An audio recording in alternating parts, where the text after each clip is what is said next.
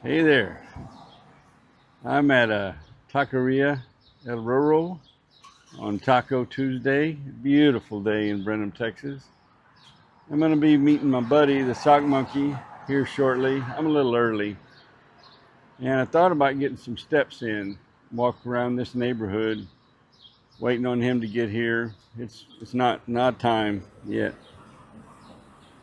and really I don't have quite enough time to do any walking, so I thought I'd go ahead and shoot the intro to my video and talk about what I'm going to eat is birria tacos, Birria. They're kind of a variation of a taco, and they're really good. And the thing I want to say is, anytime I'm going to have birria tacos, it reminds me they played a part, or kind of a turning point, a landmark moment, or I don't know what you call it, something like that. I'll explain. In the fall, September of 2023, I went to meet Sock Monkey and Minnow, my friends, at the Washington County Fair. I parked as close as I could get to the entrance to the fairgrounds. And to get down to the food court, the pavilion where we were going to meet, I had to walk. I'd say it's probably 200 yards, maybe, no more than three. Yeah, I would say 200 yards, about 400 or 500 feet, and a downhill slope. And my legs were hurting bad when I got there. I mean, I was really needing to sit down by the time I got from my vehicle to the a table to sit down where I met them. And we had a nice visit, I know, and that had sort of become the norm for me. I always worried about if I went somewhere, would I even be able to get into it and back out to my vehicle. It was a concern, and I didn't go places sometimes because of that. Many times uh, in the year or so, a couple of years prior to that. Anyway, I'm sitting there and forget what the different things we ate. This is about the time that I'm first thinking about, man, I have got to lose some weight. Because this is post surgery. The arteries in my groin had been roto-rooted and stents put in um, almost a year earlier, I guess. And yeah, I didn't do anything with it. I got alleviated the pain in my legs, but I still was very limited in what I could do. So that's about the time I decided I've got to change things. I got to start eating right. And I had started doing that at that time. So my concession that day, I saw this booth and it said Birria tacos. And I never heard of a Birria taco. What's a Birria taco? Never heard of that. I think I'm going to try that. So I ordered it and it came with an order of three. I only ate one. That was the beginnings of me making concessions on what I ate, the amount of food I ate. I hadn't gone total low carbs and all that stuff yet. But golly, it was delicious. And the other two I gave to Sock Monkey and Minnow, and they loved them. They loved them so much. First time they had them, he went and got them an additional order of the birria tacos. So that was September of 23, and then on January 1st of 2024 is when I said I'm going full tilt. And at that time I weighed 265. I know about when we went to the county fair there that day, I probably weighed over 270, 275, something like that. So anyway, this morning I weighed 182, and the point being, birria tacos sort of indicate they had nothing to do with it. It's just I kind of tie the two together. That not being able to get in, and I had to catch a ride. I got a guy with a mule, one of the guys that works at the Washington County Fair, helping out there. He gave me a ride from the food court back up to my vehicle because I couldn't walk up that hill. I didn't think I could make it. So anyway, now on to happier days. The sock monkey just pulled up, and I'm going to have birria tacos. My concession today is this will be the only meal that I have today. If we get hungry this evening, I will have few slices of turnip or something like that. Yep. Hello, sock monkey. Howdy. Spankies. Sparkies. Sparkies. Where's that? That's in Hatch, New Mexico. Hatch, New Mexico. Famous Sparky's famous green chili cheeseburger. This man loves green chilies and especially green chili cheeseburgers. Yep. He loves birria tacos too. I do. So let's go have some. All right. Good morning. Quesabirria tacos. Quesabirria tacos, the three, okay, plain. And what else? Diet Coke. Okay. Cup the of taco, ice. only a hand can. We Yep. don't have the machine. It's good? Yep. Okay. Cup of ice. Okay. For here? And good morning to you too. Good morning, sir. Don't Buenos worry. I dias. see you outside, so I'm going this around because I said you're busy and you're maybe recording, so I don't like ads from you, Oh, Say something in the phone. I was just trying to get the sign in the background. Oh, okay. Your sign. It's Taco Tuesday, right? Yep. So make Taco Tuesday video. Oh, okay. Oh. Here's what I know about birria tacos. I think it was before Mexico was Mexico, in what is now modern day Mexico, the Spanish conquistadors brought European livestock to the region known as Jalisco. And part of that livestock that they brought was goats. And those goats multiplied, and pretty soon they had a lot of goats. And the people that lived there, they started cooking goat. The Spanish didn't really like it as a food, as a meat, because it's kind of gamey and tough, strong tasting. So the people started cooking it with a lot of spices at a low temperature for a long time in kind of a stew and make it tender and tasty. And so authentic birria tacos would be made from goat meat. But as this expanded outside of Jalisco, in the area of Tijuana's region, the street vendors adapted it and started using beef for the tacos they made, and they put it into tortillas to make it portable, where people could take it, for their lunch at work or whatever in the fields. And that's kind of how the birria tacos that we're going to have came about. We ordered, you might have heard, quesabirria tacos. The quesa just meaning with cheese, like queso, queso, quesa. So that's the deal. That's where they came from. Birria tacos. I looked it up. I didn't just know that. I did a Google search, right? That's what we do these days. Looks good. We got the consomme, which I guess meat was cooked in, I assume. And we got 3 birria tacos, quesabirria tacos. You can see the cheese there. And that looks almost like shredded meat. It's going to be super tender. And I mean, that's the whole idea, right? Cooking it that way. We got the cilantro, the onion, little lime, and time to chow down. Looking good, hey, sock monkey? It is looking real good. Delicious. Taco Tuesday. Very well presented.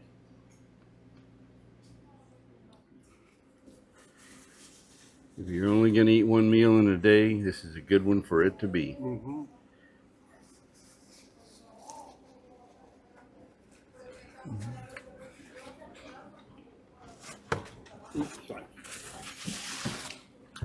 Dipped it in the consomme, had a bite. Wonderful flavor. So good. So now I got to do some doctoring up, put a little cilantro and onion, kind of customize it. But I'm happy, very happy. Birria tacos require napkins. A lot of napkins. Large quantity. Delicious though. This video is a little longer than I thought it would be. It's going to be a little longer than I planned, but there's a reason for that. I feel the need to do it. And one of the reasons I make videos, I said this early on, is for posterity, for to record the history of what had happened for my kids and maybe grandkids or something in the future. And anyway, this started out, my whole idea about this video, Taco Tuesday, was to go back with the birria tacos. The first time I tried them, I weighed over 270 pounds and could barely walk any distance at all. And having birria tacos today kind of reminded me, they always reminds me of that day at the fairgrounds. Well, some other things happened that kind of ties, it's really coincidental, but the whole point of the thing was about your mobility, the ability to walk, how if you lose that, how much it impacts your life in a negative way. And so I got a call during lunch, and it was a lady that comes, she used to come once a week to help out my mom. My mom has been immobile for, I think, going on about 5 years now. And she'll be 90 in August. So as she got older, it got to the point she sat in a recliner all the time watching TV. The furthest she walked was to get up and go to the kitchen to get something to eat, or to go to the bathroom, or to go to bed. And then she got to a point she needed a walker just to do those things, and then she got to a point she couldn't walk anymore. I remember some years ago, I would go down there and get her to go walking with me, and we would walk out the back door of the house and around the shop, the back of the shop, out back, and then back to the back door to the porch, and we would do 2 laps. And I would say altogether that was probably around 500 or 600 feet of walking. But I was trying to get her to build up to do that more and more often, and she finally got to the point she refused. She was able to walk further and further as we went along for over a period of time. And then she quit. She refused to do it anymore, and not long after that, she couldn't walk anymore and became bedridden.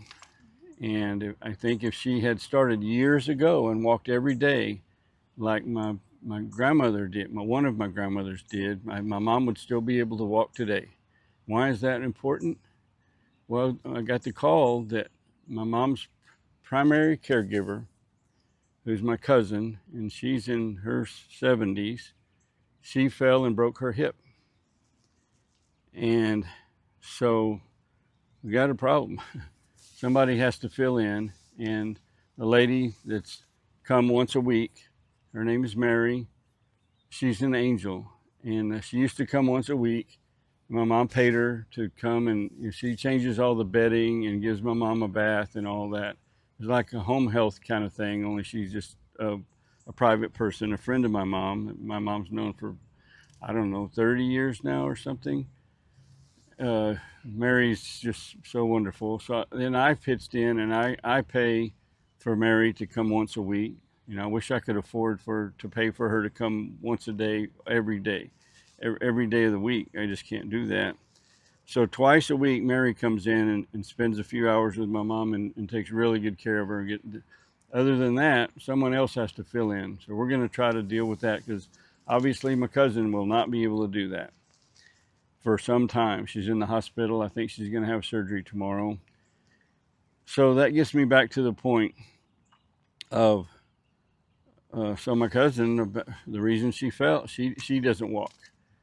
And she sits in the recliner and watches TV and stuff, and I think has become less and less stable on her feet. And then she fell and broke her hip. And that's hard to overcome when you're in your 70s. And some people that are even older than that, whatever, depending on how bad they break their hip, they never walk again. So it's pretty important stuff. And I just want to, I'm at Jackson Street Park. This is where I intended to wind up. Before I even got that call, anything for this video, I was going to do the whole thing, tying the birria tacos and my experience from then to today. And now I just had birria tacos for lunch, and I'm here, and I'm going to walk at least a mile while I'm here.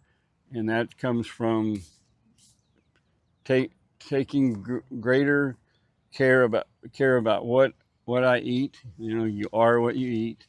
And For me, it was a big factor getting my weight down. Like for my mom, weight was never an issue. It was just muscle atrophy.